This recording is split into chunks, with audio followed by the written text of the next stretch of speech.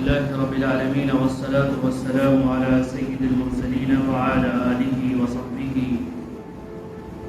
وأهل بيته أجمعين. أما بعد فقد قال الله تبارك وتعالى في كتابه المقدس والمطهر: أعوذ بالله من الشيطان الرجيم، بسم الله الرحمن الرحيم.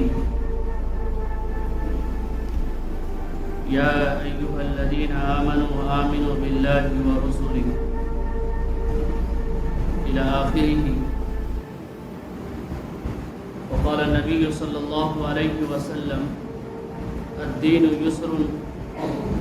وقال النبي صلى الله عليه وسلم: لا عدوى ولا طير ولا هام ولا صفر، أو كما قال عليه النبي صلى الله عليه وسلم.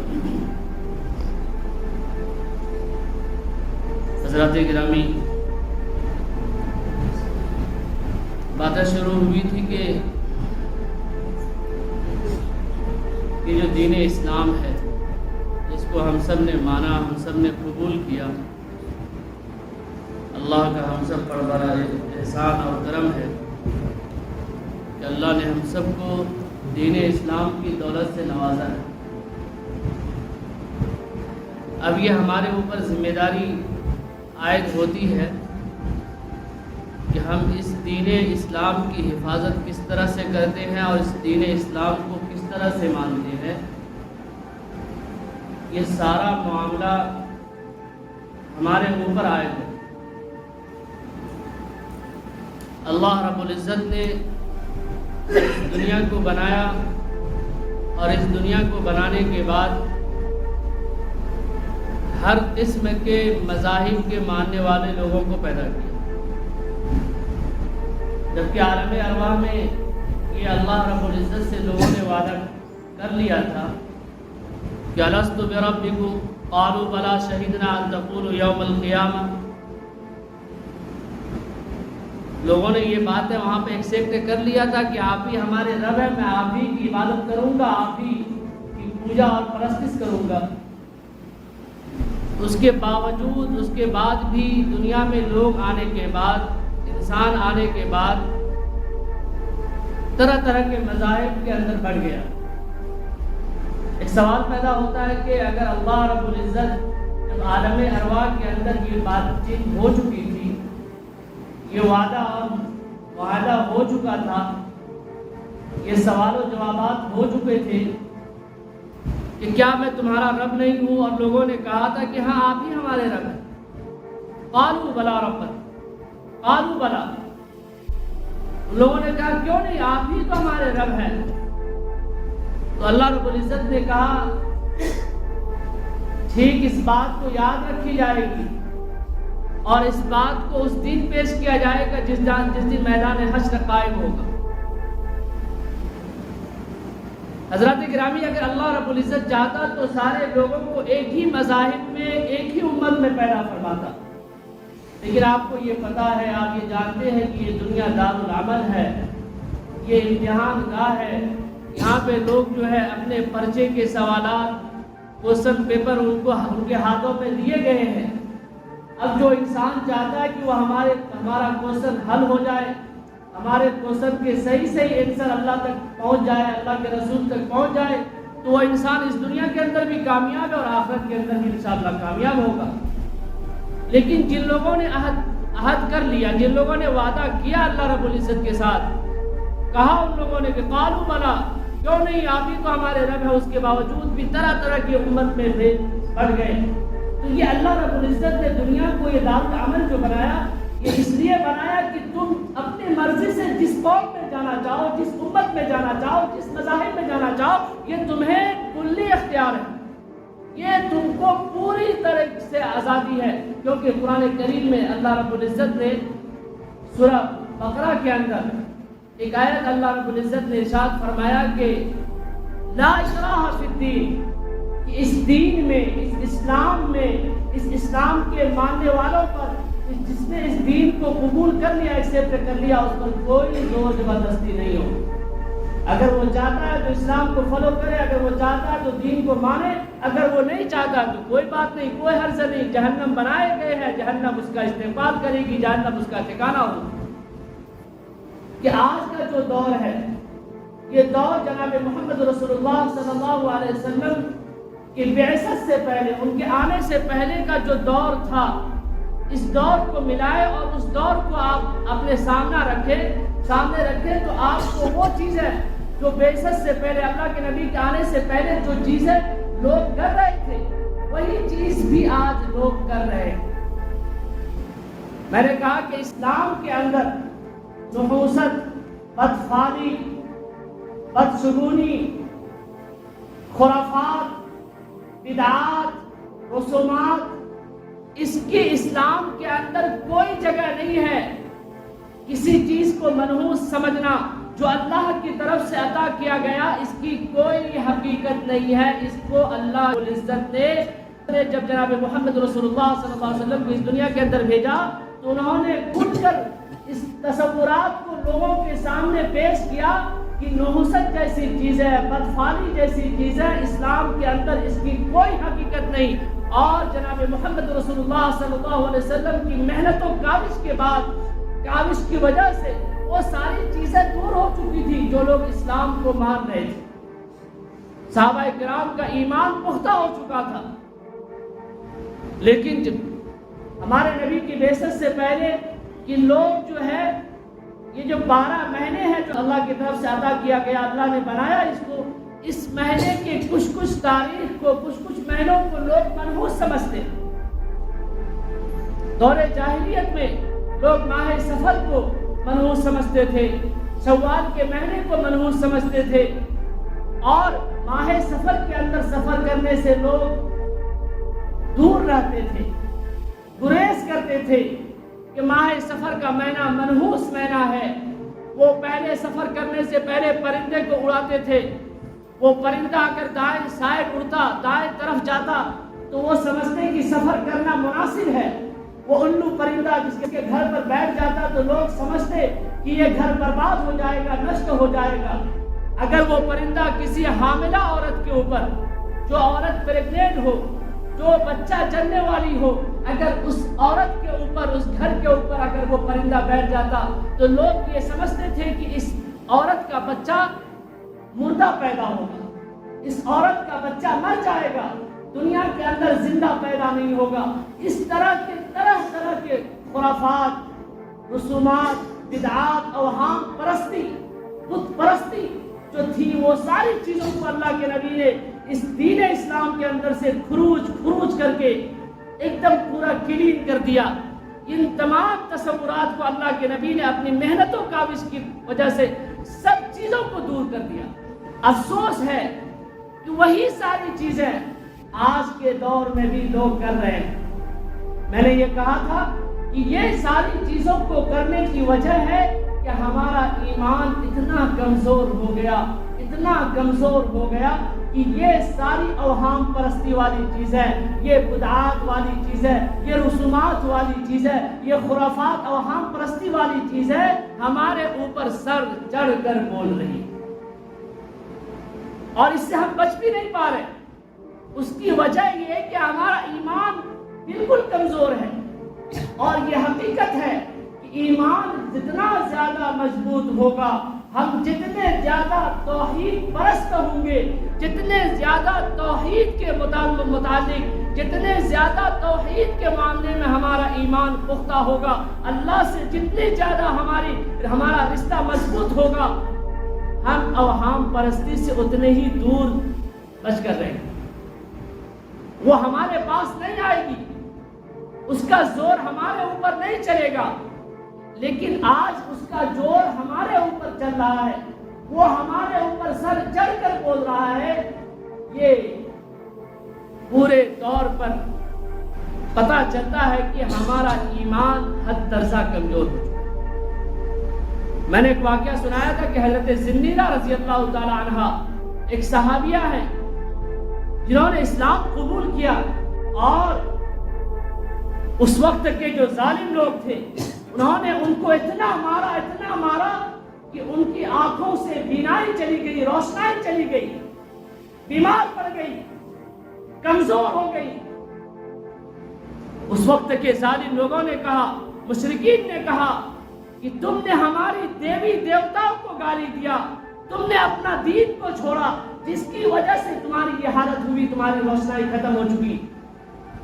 اس صحابیہ نے کیا جواب دیا؟ نہیں، اس روشنائی کو اللہ نے لیا ہے، اور اللہ نے لیا ہے وہی واپس کرنے والی ذات ہے۔ یہ دیوی دیوتاؤں کو گالی دینا میں نہیں دیا، اس دین کو، اس آباء و اجداد کے دین کو چھوڑنے کی وجہ سے ہماری یہ حالت نہیں ہوئی، یہ اللہ کا فیصلہ ہے، اور اللہ کے فیصلے پر میں خوش ہوں۔ اس جواب کو سن کر جناب محمد رسول اللہ صلی اللہ علیہ وسلم اتنے خوش ہوئے کہ اس صحابیہ کے لیے دعا کرتے ہیں، اور دعا کرنے کے بعد اس کی آنکھ کی روشنائی، بینائی واپس چلی آتی۔ یہ واقعات ہمارے ایمان کو تازہ کرنے کے لیے، ہمارے ایمان کو بنانے کے لیے ہے کہ ہمارا ایمان، ہمارا یقین اللہ کی ذات پر پوری ہونی چاہیے۔ گنڈوبل معاملہ ہوا تو کوئی نہ یہاں کے رہو گے نہ وہاں کے رہو گے، نہ ادھر کے رہے نہ ادھر کے رہے، بیچ میں ٹپلے کھاتے رہو گے۔ اس لیے اگر دین اسلام کو آپ نے اپنایا ہے، دین اسلام کو قبول کیا ہے، تو ہمارا ایمان پختہ ہونا چاہیے، ہمارا ایمان مضبوط ہونا چاہیے، اللہ کے مطابق، اللہ کے تئیں ہمارا ایمان پورا کانفیڈنس کے ساتھ ہونا چاہیے کہ سارے معاملات اللہ کی طرف سے آ رہے ہیں، ساری پریشانیاں اللہ کی طرف سے آ رہی ہے، ساری خوشیاں اور ساری عیش والی زندگی اللہ دے رہا۔ عیش والی زندگی آتا ہے تو آپ اللہ کو بھول جاتے ہیں، پریشانیاں آتی ہے تو آپ اللہ کو گالیاں دیتے ہیں، اللہ کو کہتے ہیں کہ بھائی کیا ہوا، نماز پڑھنے سے کوئی فائدہ نہیں، دین اسلام کو پکڑنے سے کوئی فائدہ نہیں، کیا ملا ہمیں، اس طرح کے جملے ہوتے ہیں۔ میں نے آپ کو یہ واقعہ سنایا تھا کہ البدایہ والنہایہ میں ایک روایت لکھی ہے کہ وہ دریائے نیل، مصر کا وہ دریائے نیل، جس دریائے نیل کے ذریعے سے مصر کے لوگوں کی زندگی کے معاملات چلتے تھے، وہ دریائے نیل بیچ میں خشک ہو جاتا، سال کے بیچ میں خشک ہو جاتا، پانی سوکھ جاتا، تو وہاں کا رسم و رواج تھا کہ ایک نئی دلہن، کنواری لڑکی جس کی کوئی شادی نہیں ہوئی ہو، کنواری ہو، اس کو سجایا جاتا، اس کو سنوارا جاتا، اس کو اچھے کپڑے پہنائے جاتے، اور پھر دریائے نیل کے بیچوں بیچ اس کو بیٹھا دیا جاتا، اس دریائے نیل کے حوالے اس کو کر دیا جاتا، اور پھر وہ دریائے نیل کی ٹھاٹے مارتی ہوئی موجیں، وہ پانی موجیں مارتا ہوا اس لڑکی کو ہلاک کر دیتا، اور پھر دریائے نیل جاری و ساری ہو جاتا۔ اسلام پر مصر فتح ہوا، اسلام کا غلبہ آیا، اور اس کے گورنر بنائے گئے تھے حضرت عمرو بن عاص رضی اللہ تعالیٰ عنہ۔ ان کے دور میں جب وہ گورنر بنائے گئے تو پھر ان کے دور میں بھی یہ باتیں سامنے آئی کہ دریائے نیل سوکھ گیا،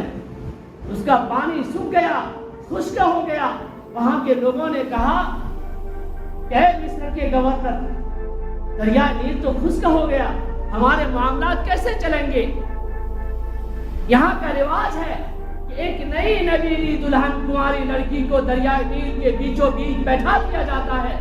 اور پھر دریائے نیل اس کو قبول ایکسپٹ کر لیتا ہے، اور پھر دریائے نیل کا پانی جاری و ساری ہو جاتا ہے۔ حضرت عمرو بن عاص رضی اللہ تعالیٰ عنہ نے کہا کہ نہیں، یہ نہیں ہو سکتا بالکل۔ انہوں نے ایک خط لکھا حضرت عمر فاروق رضی اللہ تعالیٰ عنہ، انہی کا زمانہ تھا، دوسرے خلیفہ ثانی ہے وہ، امیر المومنین کو جب یہ خط لکھا گیا، انہوں نے دیکھا، پھر انہوں نے اس خط کا بھی جواب دیا، اور ساتھ میں ایک خط دریائے نیل کے نام لکھا، اور دریائے نیل کو حکم دیا کہ اللہ کے نام سے جاری و ساری ہو جائے۔ اس خط کو ڈال دیا گیا، پھینک دیا گیا دریائے نیل کے اندر، اور روایتوں میں لکھا ہے، اور آپ نے سن بھی رکھا ہے، پڑھ بھی رکھا ہوگا شاید، کہ اس خط کی وجہ سے دریائے نیل کا پانی اس وقت جاری ہوا، اور اب تک جاری اور جاری رہے گا انشاءاللہ۔ حضرات گرامی، یہ عقیدہ تھا صحابہ کرام کا، یہ ایمان تھا صحابہ کرام کا، یہ ساری چیزوں کو کرنے والی ذات ایک اللہ کی ذات ہے۔ میرے بھائیوں، آج امت مسلمہ کے ماننے والے لوگ، آج نوجوانان اسلام، جو اسلام کے نوجوان ہیں، جو اس دین اسلام کی حفاظت کرنے والے تھے، وہ دین اسلام سے اس طرح سے دور ہے کہ محرم کا مہینہ آتا ہے تو وہ زینب کی شادی کرواتے ہیں، اس کی بیاہ ہوتی ہے، اور پھر وہ عیش و عشرت والی زندگی ہم گزارتے ہیں۔ محرم کے مہینے آتے ہیں تو آپ ڈھول اور تاشے اور تازیہ بازی کرتے ہیں یا حسین کے نعرے بلند کرتے ہیں، اور آنے والا جو مہینہ ربیع الاول کا مہینہ ہے اس 12 تاریخ کو بھی آپ یا رسول کریں گے، اور پھر گلیوں گلیوں میں چراغ روشن کیا جائے گا، پھر گلیوں گلیوں میں آپ جھنڈا لے کر گھومیں گے، رسول اللہ صلی اللہ علیہ وسلم کے نام کو آپ بلند کریں گے۔ اس کرنے کے بعد بھی آپ نماز پڑھنے کبھی نہیں آتے ہو۔ میرے بھائیوں، اگر اب بھی نہ جاگے، اگر اب بھی اپنے ایمان کو مضبوط نہ کیے، اگر اب بھی تمہارا راستہ اللہ کے گھر سے نہیں ہوا، اگر تم ابھی بھی اللہ کے گھر سے نہیں جڑے، تو جو حالات ہیں ملک کے، جو حالات ہیں ابھی اسلام کے، جو حالات ہیں اس دین کے، اس سے بدتر ہونے والے ہیں، اس سے بدتر ہونے والے ہیں۔ لوگ محنت میں لگے ہیں کہ دین کو کیسے مٹایا جائے، لوگ محنت میں لگے ہیں کہ مدرسوں کو کیسے ختم کیا جائے، لوگ محنت میں لگے ہیں کہ اسلام کے ماننے والوں کو کیسے مٹایا جائے۔ یہ ساری کاوشیں ہو رہی ہیں، اور جس طرح سے ہم موبائلوں کی دنیا میں لگے ہیں، بیٹھے ہیں اور اسلام سے دور ہیں، یہ دن دور نہیں کہ ہمارا ایمان جو بھی ہے، ہم جو صرف اللہ کی عبادت کرتے ہیں، یہ خواہ مخواہ کی بات ہے کہ صرف ہم اللہ کی عبادتیں کرتے ہیں، وہ ساری اوہام پرستی ہماری زندگی میں آ چکی ہے، کھل کر آ چکی ہے۔ شادی بیاہ کا موقع آتا ہے، آپ دیکھتے ہیں کہ وہ جو غیروں کے ہاں ہے وہ ساری چیزیں ہمارے یہاں بھی ہو رہا ہے، وہ بھی ڈی جے باجے بجاتے ہیں، ہم بھی بجا رہے ہیں، وہ ڈلیا وغیرہ سجاتے ہیں، ہم بھی سجا رہے ہیں، ہم بھی اپنی بہنوں کو وہ ڈلیا سے پوجا کرواتے ہیں، ان کو ہلدی وغیرہ کیا کیا ساری چیزیں لگاتے ہیں، وہ ساری چیزیں غیروں کے یہاں پائی جاتی تھی، وہ ساری چیزیں ہمارے یہاں موجود ہیں۔ ہم دور نہیں ہیں غیروں سے، ہم غیروں کے طریقے میں پورے مل چکے ہیں، گھل مل چکے ہیں، اور اس کو ہم سمجھتے ہیں کہ ہم کامیاب شخص ہیں، ہم سمجھتے ہیں کہ ہم نے کدو میں تیر مار دیا، آسمان میں تیر مار دیا۔ لوگ تو یہاں تک یہ جملہ بول جاتے ہیں کہ نماز پڑھنے سے کیا ہوگا، ہم نے نماز چھوڑ دیا۔ میں نے اس شخص سے سوال کیا کہ تم نے نماز چھوڑ دیا تو کس پر احسان کیا؟ وہ شخص کہتا ہے کہ میں نے اللہ پر احسان کیا۔ نعوذ باللہ من ذالک، معاذ اللہ۔ یہ لوگوں کی آواز نکل رہا ہے ابھی، تو اس سے اندازہ لگاؤ میرے بھائیوں کہ ہمارا ایمان کہاں چلا گیا۔ ایسے ایمان کی کیا ضرورت ہے؟ اللہ کو ایسے ایمان والوں کی کوئی ضرورت نہیں۔ حضرت عبداللہ بن عباس رضی اللہ تعالیٰ عنہ ایک مرتبہ اللہ کے رسول کے ساتھ سفر میں تھے، اور اللہ کے رسول نے کہا، اے عبداللہ یہ بات کان کھول کر سن لو کہ اللہ رب العزت کا جو مرتبہ ہے، اس مرتبہ میں اگر پوری دنیا، پوری مخلوق مل کر اگر سجدے میں گر جائے تو بھی اللہ کی شہنشاہیت میں، اللہ کی بادشاہیت میں، اللہ کے پاور میں، اللہ کے جلال میں، اللہ کی عزت میں کوئی بڑھوتری نہیں آنے والی، اس کو کوئی فرق نہیں پڑنے والا۔ اور اس کے برعکس سنو، اس کے اپوزٹ سنو کہ اگر پوری دنیا مل کر اللہ کے خلاف پروپیگنڈا کرنا شروع کر دے، اللہ کے خلاف بیٹھ کر پلاننگ کرنا شروع کر دے، سارے لوگ کافر ہو جائے، سارے لوگ شرکش ہو جائے، سارے لوگ اللہ کی نافرمانی کرنے والے بن جائے، تو بھی اللہ کی جلال میں، اللہ کی عزت میں، اللہ کی بادشاہت میں، اللہ کی شانشاہیت میں کوئی فرق نہیں پڑنے والا۔ یہ ساری چیزیں آ چکی ہے، حدیثوں میں موجود ہے، کتابوں میں موجود ہے۔ قرآن کریم کی آیتیں پڑھو گے تب سمجھ میں آئے گا کہ دین اسلام کتنا پاورفل دین اسلام ہے، اور اس کے ماننے والوں کو اللہ نے اس دنیا کے اندر بھی کامیاب کیا اور آخرت کے اندر بھی کامیاب کرے گا۔ صحابہ رضوان اللہ تعالیٰ علیہم اجمعین اس دین کو پورے طور پر اپنایا تو اللہ نے ان کے لیے رضی اللہ عنہم ورضوا عنہ کا ایوارڈ دے دیا کہ میں تم سے راضی ہوں، تم مجھ سے راضی ہو۔ میرے بھائیوں، اس لیے ہاتھ جوڑ کر اپیل کرتا ہوں کہ اگر دین سے دور اسی طرح سے رہو گے، دین اسلام کو نہیں پڑھو گے، اس کا اسٹڈی نہیں کرو گے، تو اسی طریقے سے دن بدن دین سے دور ہوتے چلے جاؤ گے، اور پھر دلوں کے اندر سے ایمان نکل جائے گا، اور پھر جو موت ہوگی وہ کفر کی حالت میں موت ہوگی، اور کافر کی حالت میں اور کفر کی حالت میں جو مرا تو پھر اس کا ٹھکانہ جہنم ہے۔ کتنوں دعائیں کرا لو، کتنوں ہی 12ویں کروا لو، کتنے ہی 40واں کروا لو، کتنے ہی سالوں سال بسرگی کروا لو، اس سے کوئی بینیفٹ ملنے والا نہیں ہے۔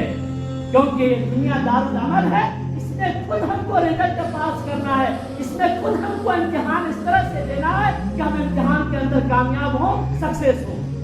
سوچو گے کہ ہم عیاشی کر کے چلے جائیں، ہم دارو شراب پی کر چلے جائیں، جوؤں کے اڈوں پر بیٹھ کر چلے جائیں، تاش بازی کھیل کر چلے جائیں، اور پھر ہمارے چاہنے والے ہمارے رشتے دار جلسہ کریں گے، بسلوی کریں گے، بارہویں کریں گے، قرآن کریم کی قرآن خوانی کروائیں گے اور پھر ایصال ثواب کروائیں گے، اس سے ہم جنت میں چلے جائیں گے؟ بالکل نہیں۔ آپ نے کیا کیا اس کا ثواب ہوگا وہاں کہ تم کیا کر کے آئے۔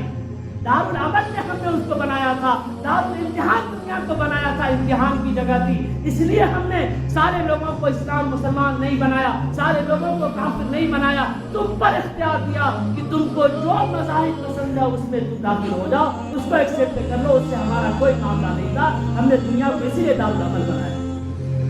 اللہ رب العزت ہم سب کے ایمان کو مضبوط بنائے، اللہ سے ہمارا رشتہ مضبوط ہو جائے، اللہ ہم سب کو ان کئی سنی باتوں پر عمل کرنے کی توفیق عطا فرمائے، آمین۔ وآخر دعوانا الحمدللہ رب العالمین۔